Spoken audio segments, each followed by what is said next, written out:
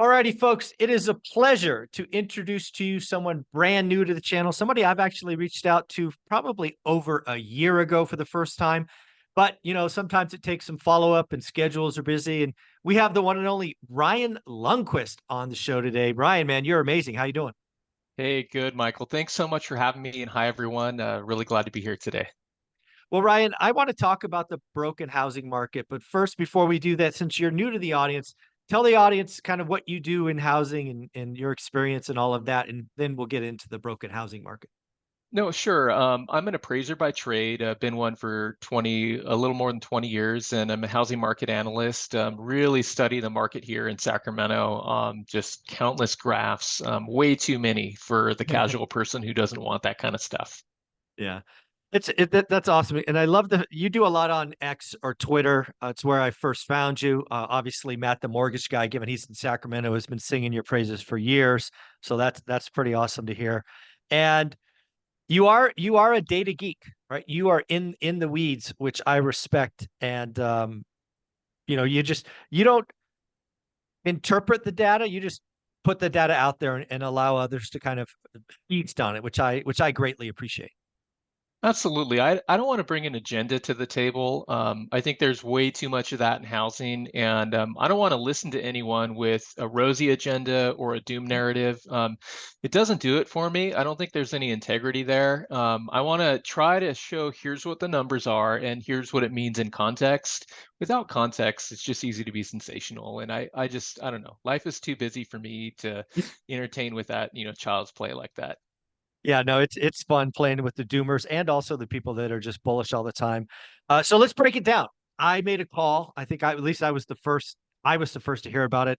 I think it's been 3 years now that I called the housing market broken. So let me define that first and see how you feel. So I believe the housing market was broken when Fed kept rates too low for too long, right? We had, you know, 4, 5, 6 quarters of rates being, at least for owner occupants, below 3% or near 3%. That not only allowed people to purchase, but what a lot of people missed is a lot of people refied. So now we have, based on whose numbers you look at, something like 50% of mortgages below 4 and 80% of mortgages below 6. And we just got all of these people with 30-year fixed rate debt. So that's where the housing market got broken. Then what I tied in next, and I had these conversations with Lance Lambert when he was at Fortune, I was like, the move up buyer is dead. So what did I mean by that?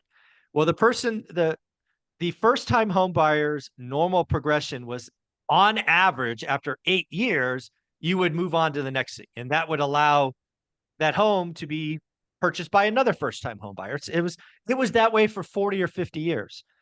But now we've got a whole bunch of people with low rates locked in. We have a whole bunch of people with low rates that will just turn them into rentals instead of sell because it makes sense at that cost of capital.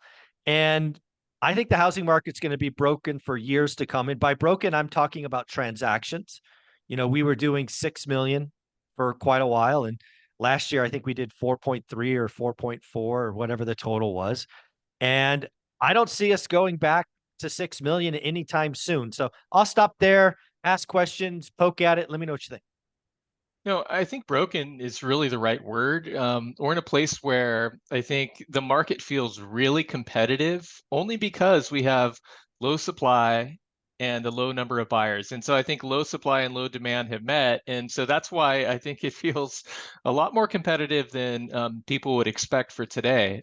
I just talked to an agent this morning who says, yeah, my buyers have gotten beat, 3 times so far in this neighborhood. And you would think that the dynamic wouldn't be like that with having such a profoundly low number of sales, like 2007 levels basically in Sacramento, but it's competitive because sellers are also sitting back. And so I think broken is the best way to describe it. I do a lot of speaking. I try to speak somewhere once a week. And I ask people, raise your hand if you have a mortgage rate below 3%. And all these hands go up. And then I say, okay, now same people, raise your hand if you plan to sell your house this year.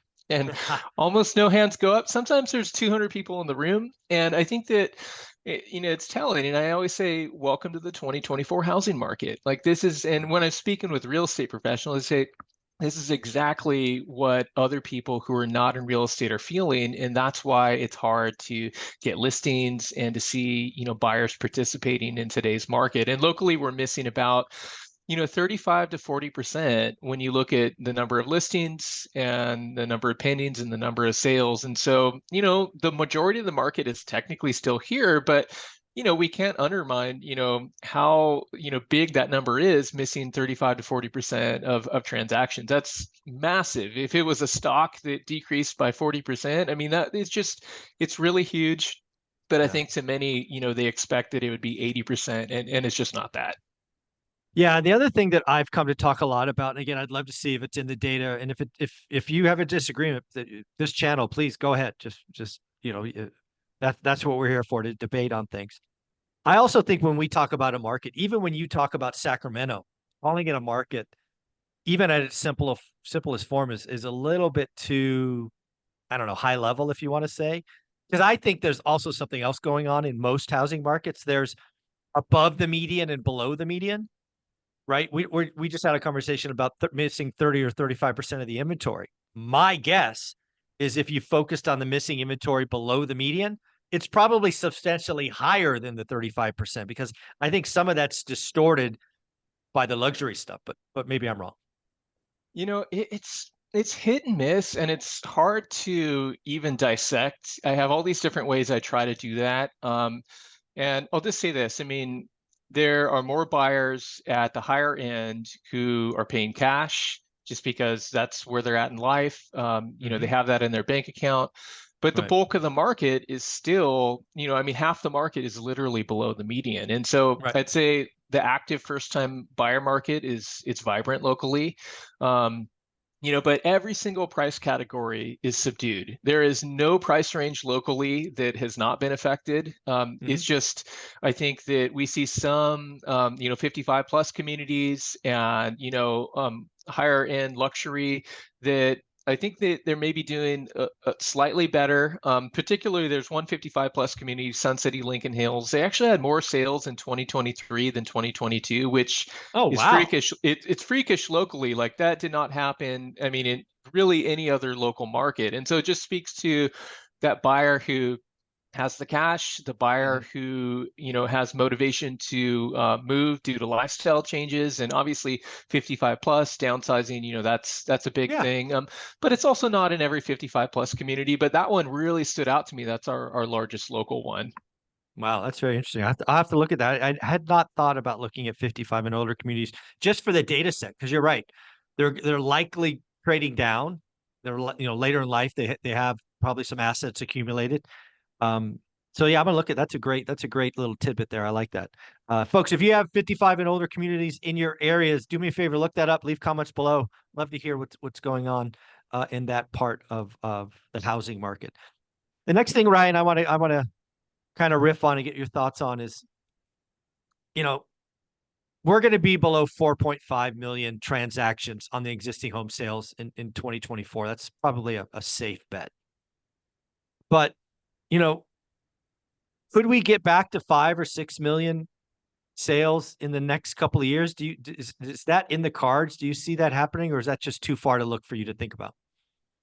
I mean, it's hard to say. I mean, anything can happen in housing. I'll just say that we're so far from normal that Hmm. it's hard to imagine that we'd be anywhere close to normal, in coming years, unless there was a dramatic change to affordability, which is really what both buyers and sellers need in order to see more new listings and such. And so Hmm. I can speak most definitively to Sacramento, and I just say that, yeah, I mean, it just to make up that missing, 35% of new listings right now.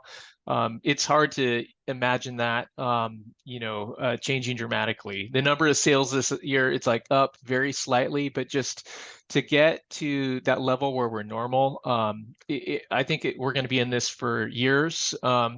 unless there's some unforeseen, economic incident, or something that happens that's not on the radar right now. Otherwise, I really like your premise of the market feeling broken because Mm. it's just to get those extra listings.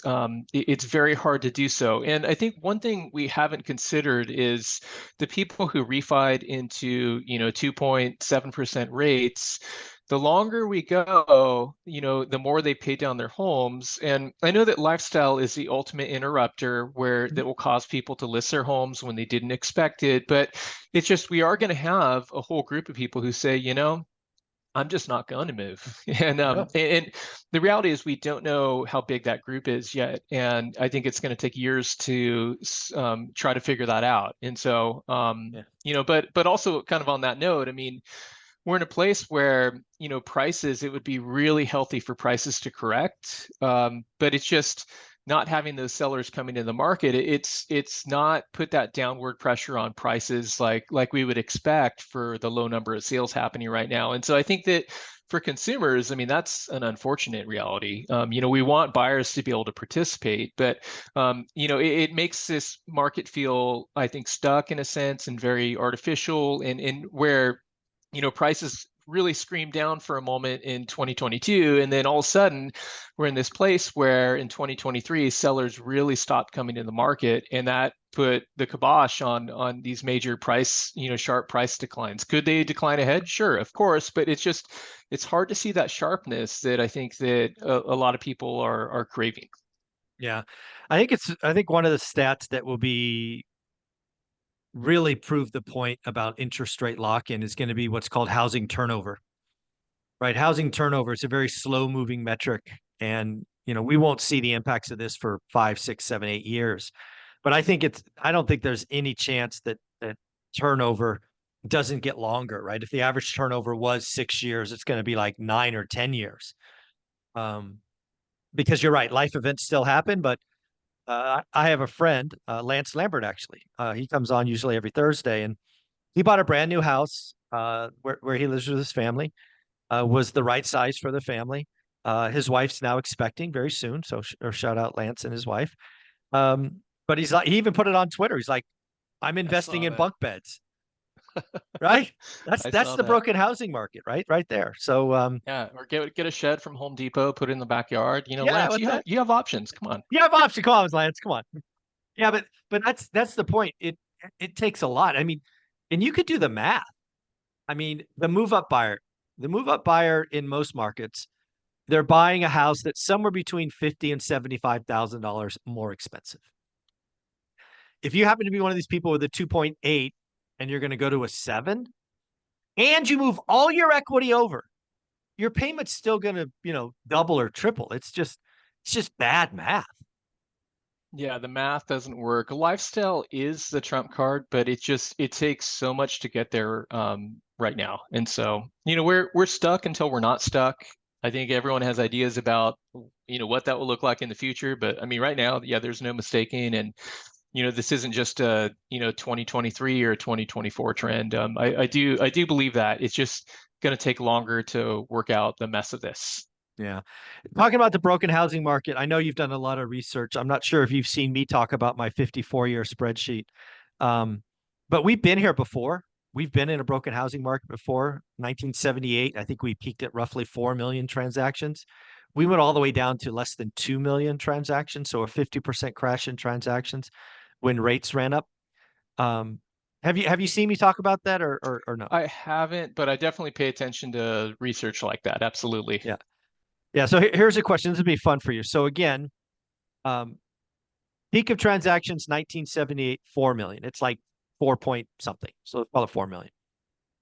What year do you think, Ryan, we exceeded 4 million after that peak? How many years do you think it took? Oh boy. Right, rates shot up in 81. You know that story. How long do you think it Yeah, took? I'd have to look at where rates were, but I mean, I'd have to think that it took a decade or so. But just as a 16, guess. 18 years, 1996. Ooh, okay. So yeah, mid 90s. Yes, Interesting because prices were almost going two down locally decades. here then. Yeah. Yeah, almost 2 decades. And that's nothing to do with price. That's only transactions. But that's important to me because, you know, a lot of people that are friends of mine are in the real estate business. And I'm like, guys, this broken housing market, it could be broken for years. We're talking half a decade, right? Or Definitely. more. Yeah, I always tell people who work in real estate, like, hey, plan for low volume and low supply unless something changes. But I think it's really wise to plan for a low vibe and to also diversify into different types of the market, and to really identify what types, where is the market moving, who's buying, who is selling, and then to, get there first before other Yep. people do, because there's a smaller pool to, or lake to fish in, and Mhm. you better get there first if you're going to catch some fish. Absolutely. Well, one of the things I'm starting to see in other cities, and I'm curious if it's happening in Sacramento, is builders are finally building smaller homes. And obviously, when you build smaller homes, they have lower price points. Is Sacramento builders building smaller homes, or are they still doing those McMansions? Well, I mean, it's hit and miss. I find that first of all, it's hard to track square footage by builder, but Ali Wolf puts out probably stuff for square footage, and Sacramento has actually been a little bit of an outlier, slightly larger than some of the other places, and I'm not exactly sure why that is. We could, kick around ideas, but I think it's important to recognize builders are not building these massive properties. Okay. There is a local builder who was able to pull off something, I think around 1,300 square feet, which is phenomenal. It's Wow. almost unheard of because it's Yeah. just so hard to make the numbers pencil. But I will say, new construction has been vibrant. It's been basically the opposite of the resale market. And this quarter was one of the highest quarters we've seen in recent years. Besides 2021 and 2022, it was really, the highest in over a decade. And so, Yeah. it's not going to be immune to, mortgage rates rising and such. There's no such thing as being perfectly insulated, but it's definitely been a different market, which is been wild to watch. But Yeah. yeah, those rate buy downs, they make all the difference. Well, that's really wild because I know you saw it this morning. New home sales were published this morning, and the experts were calling for, less than 1% growth. And I made a call over the weekend. I'm like, this is going to be a blowout number, guys. You're not paying attention. The existing world is at 7 and 8%, and builders live sub 6. It's not that hard to take marginal demand from here and move it over there. I mean, and it was a blowout. I think it was up almost 9%.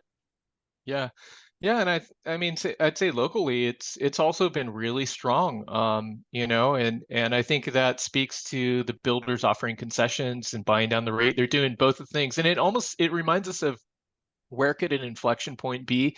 Yep. And if builders are buying down to 5 to 5.5%, that shows us like, okay, that's go time for a lot of buyers. But we have to Exactly. recognize that it's not just the buy down, it's also the concessions in there. And so it's like Correct. the real number is probably even lower. And so but yeah, it's made all the difference for them. And so it's just in the resale market flirting with 7 to 7.5%. It's just hard to pull off. Yeah. Probably the most popular question I got in 2023 was, what rate do you think unlocks supply and demand? I've often said that sub 6 unlocks demand, but not enough supply. I think the number to really get the move up market going and like to race back to 6 million transactions, we'd have to be 4.5, 4.25, somewhere, 4 to 4.5. I know it's a complete guess, but what do you think of that? Because again, we need the supply to come, and I think demand comes before supply. Yeah, I mean, I mean, of course, it depends on prices. If prices went down, then I mean, 7% could be awesome if, Yeah, prices were could. 20% lower, right? But Yeah, yeah, it's just hard to see that happen. But yeah, I mean, I tend to sort of agree with mostly everyone, like, hey, 5% would be this massive, release, but under 6%, starts to make things move a lot more. hmm It just starts to make a bigger difference. And I think especially with, sellers and, people being in tune with, well, how do you get that payment down through a buy down, hopefully something that's not just temporary. These things start to be meaningful for buyers. And so, yeah, I mean, somewhere around there, 4.5. I mean, that just seems like, wow, it would be yeah, amazing to ever see that again. But yeah, who knows? I yeah. think everyone this year, what we're seeing is that it's very difficult to predict rates. And this year is basically shaping up to be about what it was last year, when everyone and their mom was like, "Hey, rates are going down, and here's my memes, and here's my reels, and I'm going to Yeah. talk about how competitive the market's going to get." And then it just didn't pan out. And so far, it just seems like the same exact thing as last year. And and only time will tell with rates. It's Yep. just, Yeah. who knows? There you go. Well, Ryan, you do a lot of amazing stuff. Again, data without an agenda. I appreciate. If somebody wanted to follow you, reach out. Where should we send them? Yeah, so I'm Sack Appraiser on both Instagram and Twitter/X. On Facebook, I'm on all the platforms. Would love to connect. Awesome. Say hi from one rental at a time, folks. Send them a note, send them a message. Ryan, you're amazing. Keep it up. Hey, thanks so much, Michael. Appreciate it.